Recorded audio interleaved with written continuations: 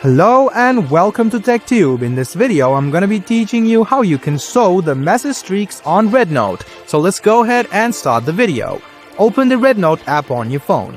After you do that, click on the Me or Profile icon on the bottom right hand corner. Then click on Settings, which is right next to Profile. After you do that, you can see Privacy Settings under Notification Settings. Go ahead and tap on Privacy Settings, and then you can see something like Show Message Streak right under Activity Status.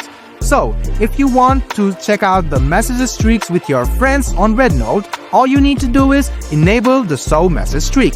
This way, you can see how many days there are of streak and how many days you have messaged each other, just like in Snapchat, but in the Rednote app.